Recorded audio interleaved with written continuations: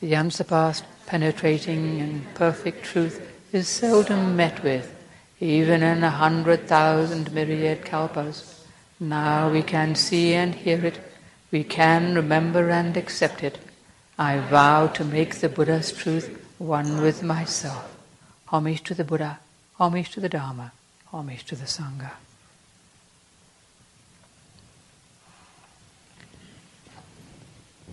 So, today, as we know, we celebrate the birth, life, teaching, enlightenment, even the death, actually, of Shakyamuni Buddha, who was a human being like us, but rather more remarkable than, oh, maybe not more remarkable than some of us. He was certainly remarkable, and we have this great gratitude because he left us the Dharma, which really, really, really helps us in our lives today. And this whole, festival we just had is a huge expression of gratitude for everything that we have, and in particular, the Buddha Dharma, which makes a huge difference to our lives.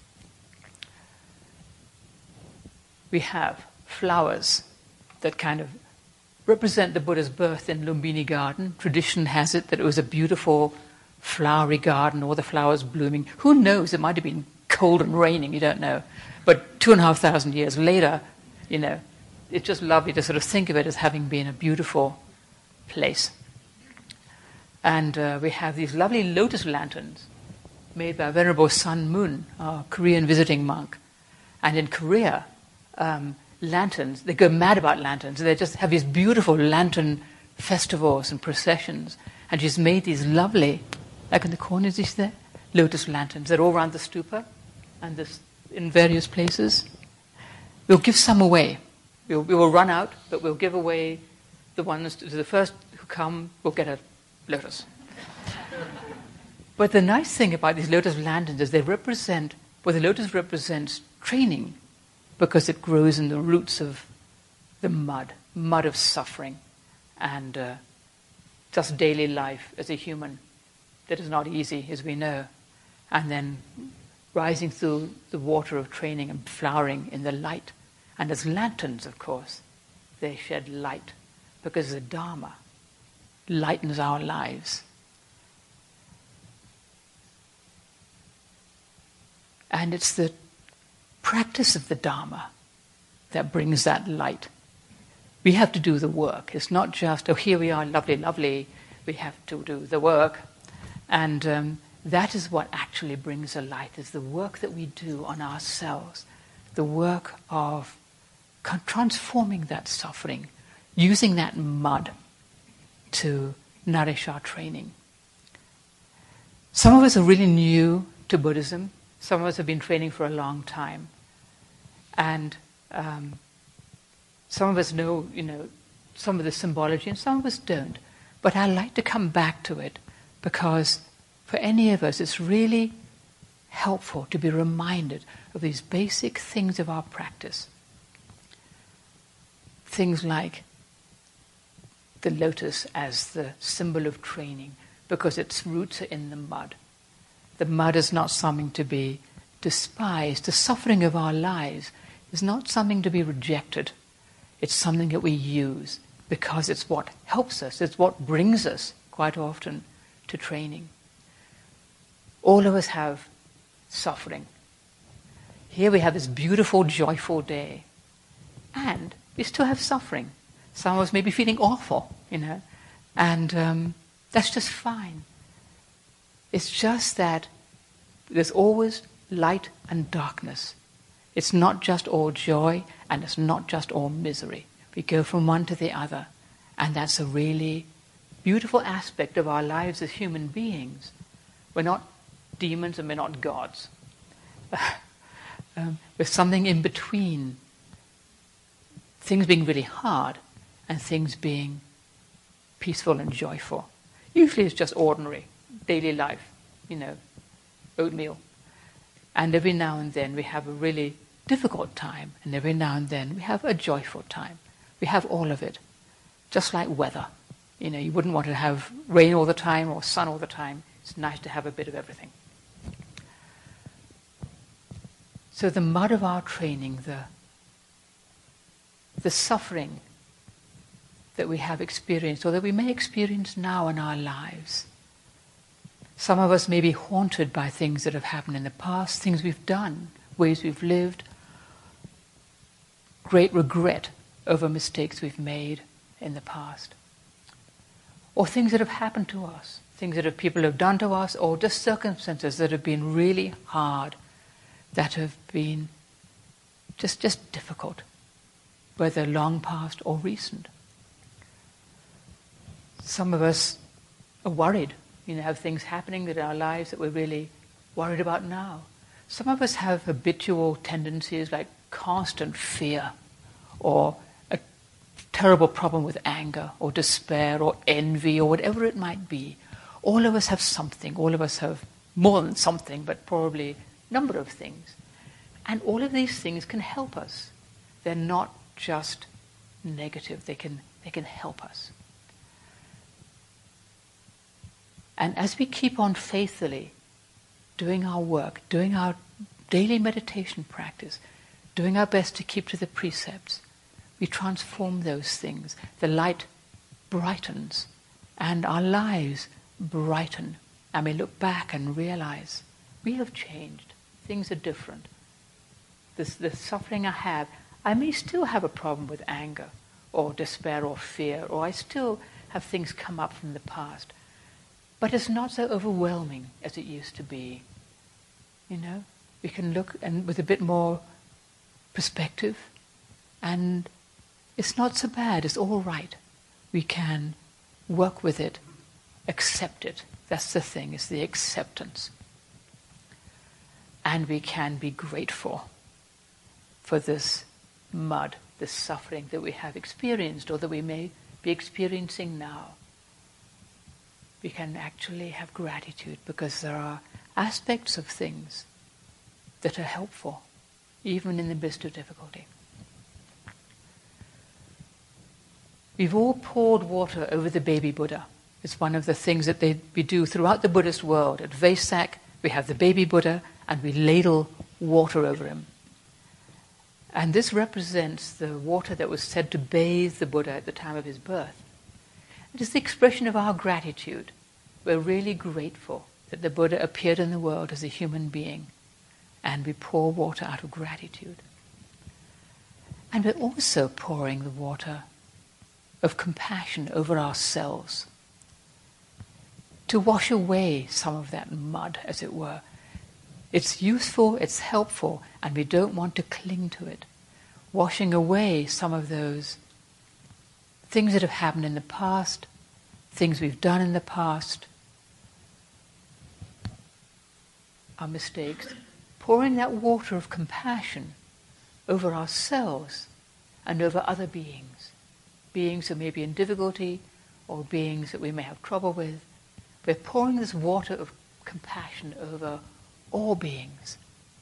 In the offertory that Reverend Master Ando sang at the end today, it says, "At this very moment, the rain of the Dharma pours into the lake of kindness."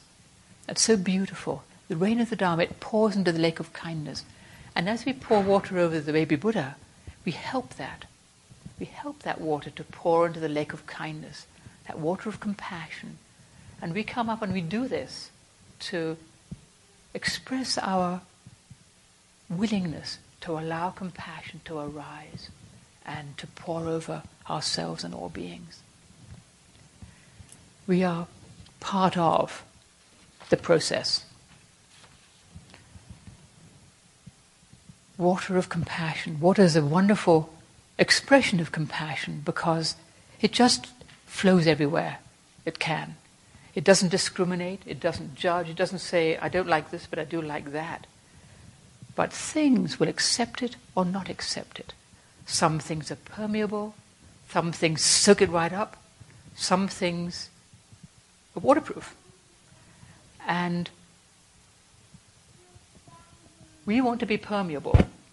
We want to get thoroughly soaked with that water of compassion. We don't want to be waterproof. But it's up to us to let it permeate us. It's up to us to let it soak through by not clinging on to that little shell of suffering or keeping out that compassion. Some of us may feel that it isn't for me. Buddhism is for everybody else, but it's not for me. Everybody else is good enough, but I'm not. I'm not worthy, or I have this awful thing. If they only knew how awful I really am, All these good people, but I am not really very good. We all may feel that way sometimes, but in fact, we are all completely permeable. We are made of water for a start. And we just have to allow that water to flow through, to soak right through us, soak right into us, to accept it, accept that compassion, to pour it over the baby Buddha, to pour it over ourselves and over all beings. It is for everybody. It is for us. It's for all beings, all things, at all times, and in all places. Nothing left out, nothing excluded. To soak us through and through. And as we pour this water, we invite it to wash away all those past hurts, our past mistakes, our past judgments of ourselves and others, our resentments, our present mistakes, our habits of mind that keep coming up. I still have this problem with anger, Just keep washing it. Just keep washing it, whatever it might be. All the things that create suffering for ourselves and others, just keep bathing them. The water doesn't judge. It just pours over everything. Avalokiteshvara, with her pouring water of compassion, she doesn't just keep it for some people. She's not keeping it just for the good people. It's for us. It's for everybody and everything. All the situations of our lives, all the little hidden recesses of our minds, it can all be permeated with this water. It will find its way into the cracks if we give it half a chance. Our difficult relationships, the people we can't get along with very well, the people we really don't like, the situations that we greatly fear or avoid, big things and little things, everything can be washed. Our worries, everything can be washed. This pouring water, of course, is really, we pour the water to represent, as I said, our willingness to let it permeate, to allow that compassion to pour over everything. And the real pouring of water is our meditation practice, that we sit still and let that compassion flow through us.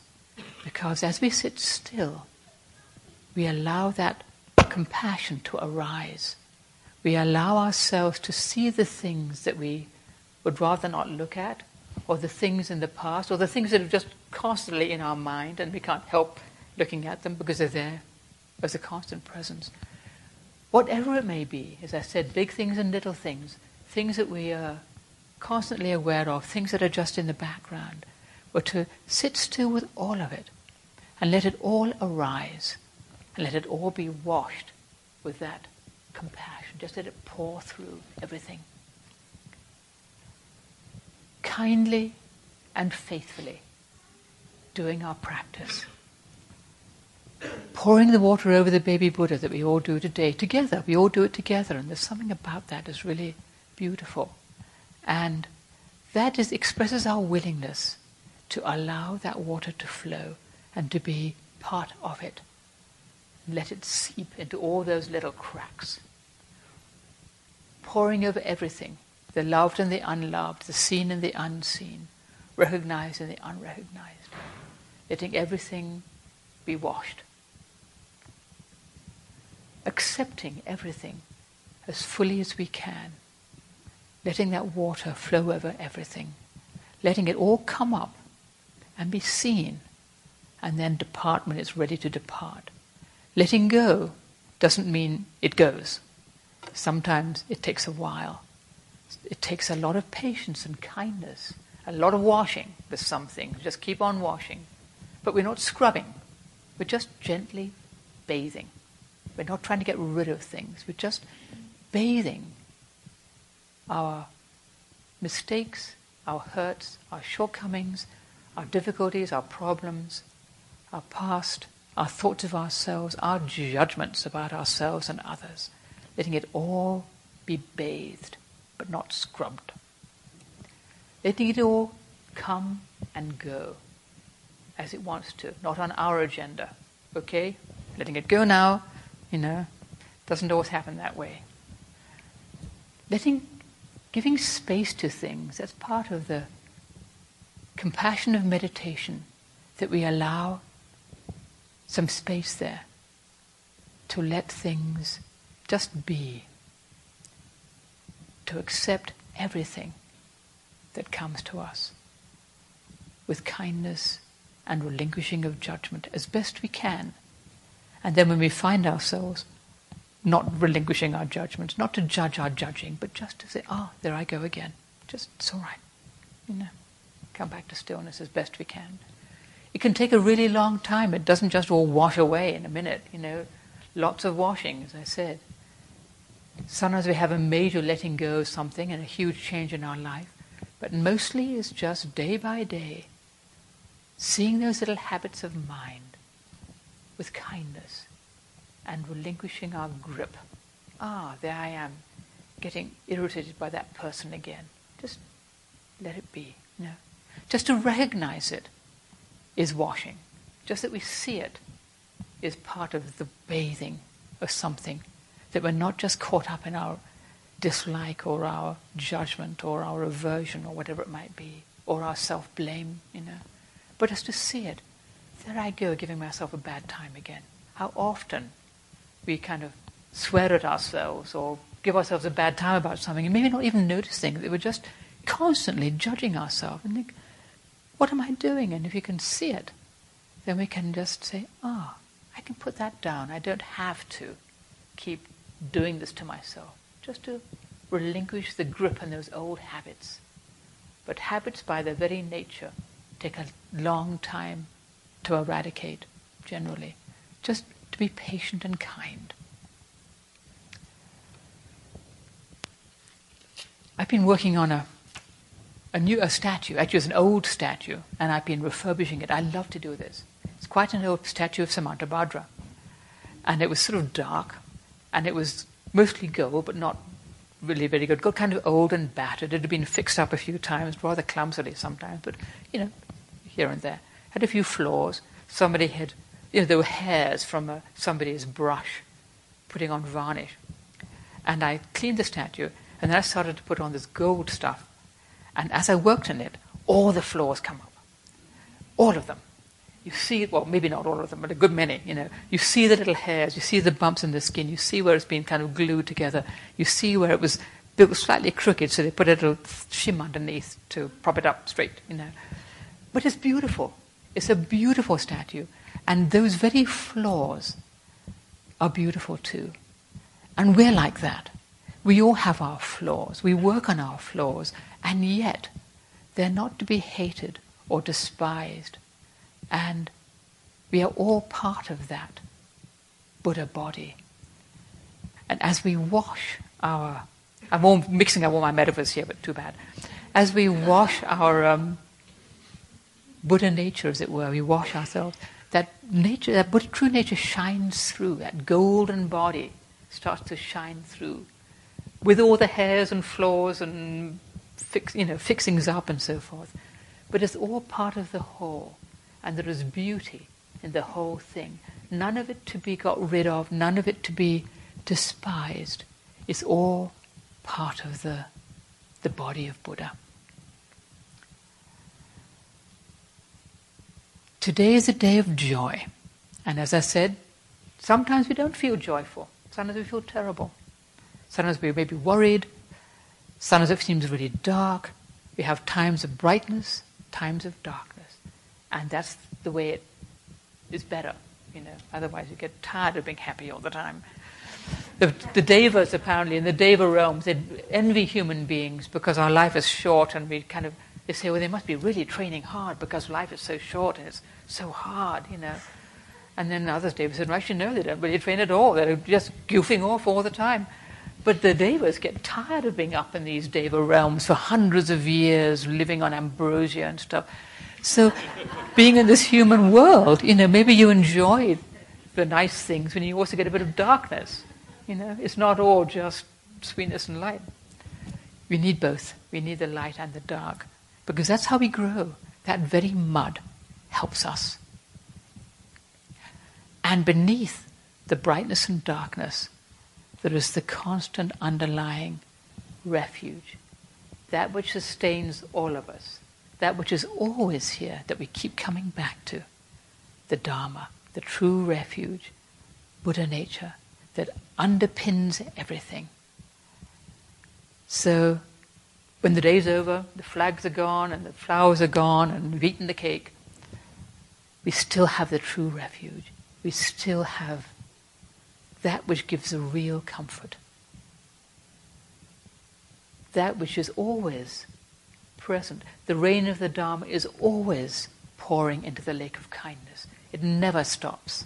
Sometimes we see ourselves helping it. Sometimes we feel like we're obstructing it. Sometimes we feel like we're in a desert. But actually, it's always there. Just to be open to it, to allow that compassion to arise, no matter how we may feel, no matter what may happen, what we may have done, what may have happened to us, what may be happening now, to allow that, to recognize that compassion within the very situation we find ourselves in, the very difficulties.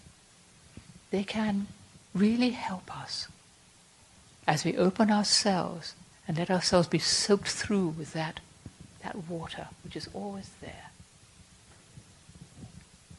It's the practice of faith that we keep on going on with our training in the lightness and in the darkness, when it seems to be dry, when it seems to be wet, when it seems to be snowing. The water is always there. Buddha nature is always there. Compassion is always there. If we turn ourselves towards it, turn the heart towards it, in faith that there is something that helps us keep on going, that comforts us in our fears and griefs and worries. Whatever may be in our face right now, or whatever may have happened to us in the past, that refuge will sustain us, will help us, and is deeper than all the conditions of our lives. It's greater than any little one of us. We are just part of that great body. I may just feel like a little hair, stuck on an arm somewhere, but actually we're all an integral part of that great body of the Buddha. Just to trust it and to open ourselves to it and allow ourselves to be bathed. And that's the true gratitude, that we keep on practicing the Dharma, keep on doing our meditation, keep on keeping to the precepts as best we can. That's the true gratitude, to do the practice, to follow the Dharma, to hear the teaching of the Buddha, and to let it change our lives. And that's our talk for the day.